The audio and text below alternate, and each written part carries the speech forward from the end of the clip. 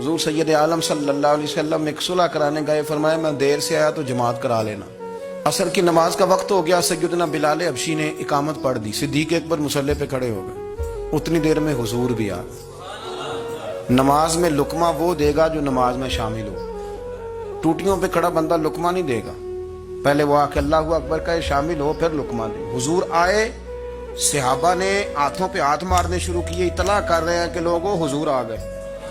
سرکار اگلی صف کے قریب پہنچے تو جناب صدیق اکبر نماز پڑھا رہے تھے۔ نماز، لوگ تو بغیر نماز کے ادب کرنے پر اعتراض کرتے ہیں، میں بخاری شریف کی حدیث پیش کر رہا ہوں، نماز پڑھا رہے تھے، انہیں پتہ چل گیا نا حضور آئے ہیں، تو ایک قدم نماز سے پیچھے ہٹا لیا۔ نماز پڑھا کہ میں تہول ویکھاں، اور میں نکابہ بھول گیا آئی، ان بھول گئیاں نہیں سب سوم صلاتاں، اکو یار دا فکر پہ آئی۔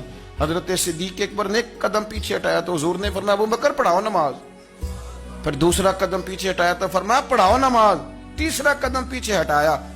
ہم نے آج تک یہی سنا ہے کہ حکم ہو جائے تو حکم ماننا، ادب، لیکن جناب صدیق اکبر 3 دفعہ حکم آیا پر پیچھے ہٹ گئے۔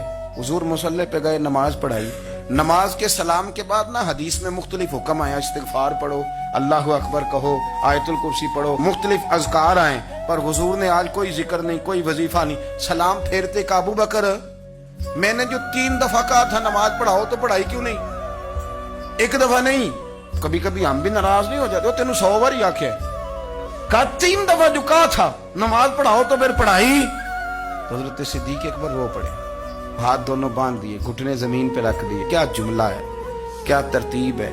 عرض کرنے لگے یا رسول اللہ، ابو قحافہ کے بیٹے کی اتنی بھی جرت نہیں کہ مدینے والے رسول کو نماز پڑھائے، میں اتنا بھی جرت مند نہیں ہو گیا حضور، میں کیسے آپ کے آگے کھڑا رہتا، یعنی عین نماز کی حالت میں، عین حالت نماز میں بھی ادب۔